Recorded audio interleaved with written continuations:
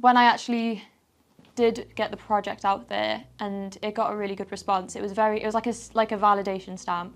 And it's definitely like inspired me to just make more and more music, and it's definitely made me really enjoy my sound and know that it's not just, yeah, like it's something that I enjoy and other people enjoy, and that makes me really, really happy. Hi KLAT, I'm Koko, and this is my Get to Know Me with KLAT magazine.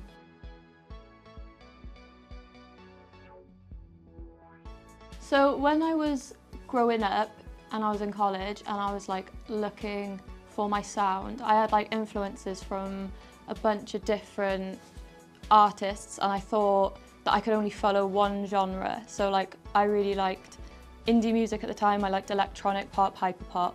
I liked metal as well. There were just like loads of different influences, and I felt like I was always kind of like restricted to one of those genres. So, you know, by the time I kind of grew up a bit, I realised that wasn't the case. I didn't have to restrict myself to just like one genre, and you can throw in everything that you kind of want. So yeah, it's just kind of like a mixture of all my influences that I kind of gathered through college and through my early 20s and stuff like that.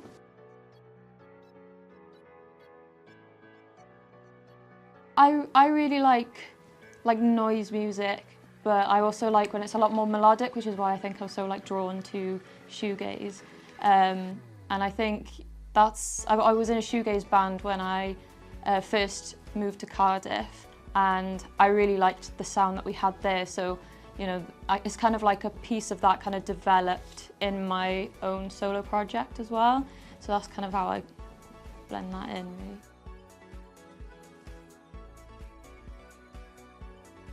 Yeah, no, I definitely, don't think I'd be a musician if I did actually go to school, purely because when I was being homeschooled, I was very stubborn, and I just was not interested in core subjects, and if my parents would try and teach me any core subjects, I would, like, all hell would break loose. Like, I just way preferred being left to my, like, own devices, and I was just doing music and art by myself on the computer in my bedroom all the time. That's all I wanted to do. So, you know, yeah, homeschooling has definitely influenced that, because I had so much free time to just look at that and discover new artists, and I knew it was what I wanted to do from the absolute like get-go, really.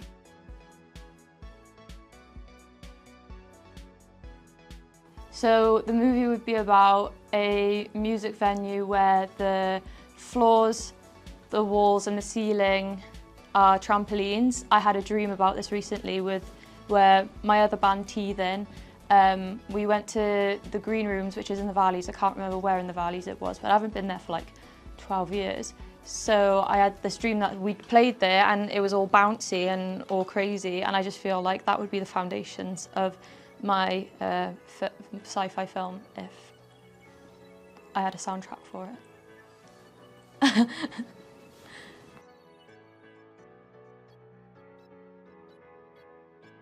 It was amazing. It was like probably the best weekend of my life. Not my life, maybe the year.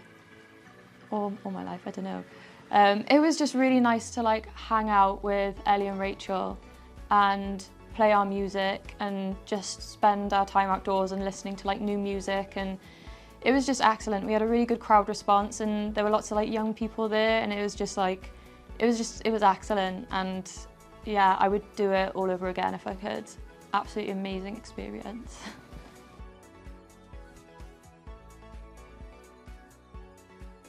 Mostly like vulnerability. A lot of my lyrics are kind of like metaphorical, if that's a word, like metaphory. So it's usually kind of stuff that only I would understand, or I leave up to the listener to kind of draw an image. So yeah, the main kind of topic really is just vulnerability, and that's pretty much it.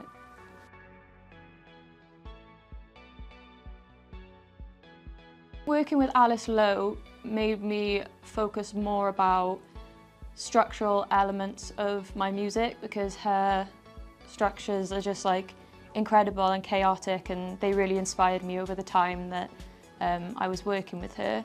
And with Minas, obviously, like a huge yes, because he did my EP, and working with him I've learnt so many things through productivity, especially like on the kind of industrial scale.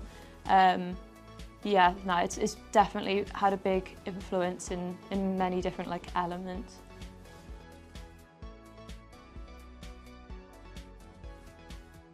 Probably body morphing, but I don't know why. Just like turning into inanimate objects. Yeah, that's it.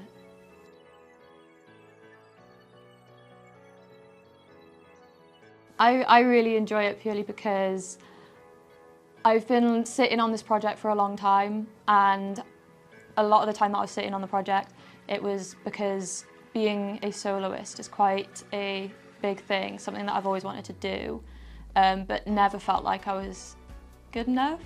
But when I actually did get the project out there and it got a really good response, it was like a validation stamp.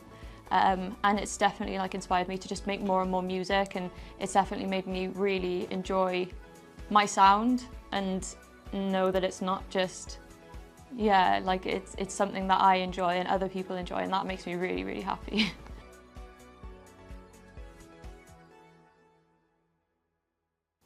I think it's just nice to have other people on stage with you, because being on stage, when I first started this project, I was just standing alone on stage, and that could feel very vulnerable and very exposing. But when you've got two other people on stage with you who kind of feel just as nervous or under the same pressure, it kind of feels like, it just feels a bit warmer and enjoyable, and having somebody to celebrate a good set with or talk about a bad set with after, it's just like one of those things that brings me a lot of comfort, and we all get along so well, and they're just a great laugh. They're really, really good to have around, and they're fantastic musicians as well. So.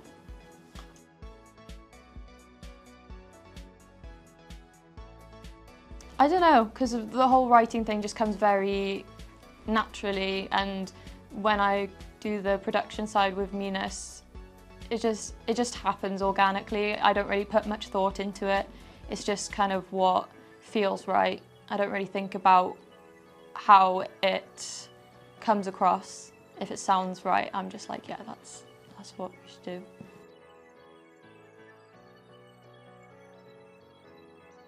We have got some exciting stuff. So we're playing Kuru for the first time on the 8th of February.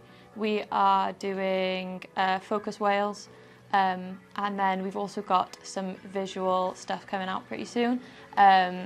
So yeah, that will be really exciting to show everybody. It's just in the works at the moment.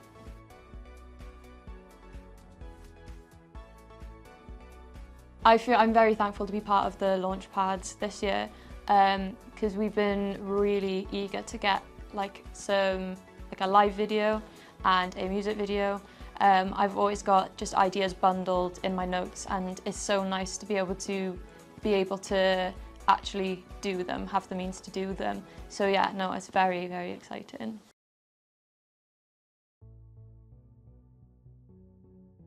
I think it was something like every failure you have in your journey is just another step to success.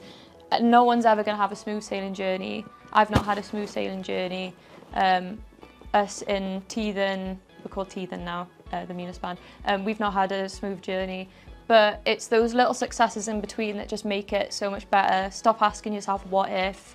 It's just do it, and don't be afraid to fail.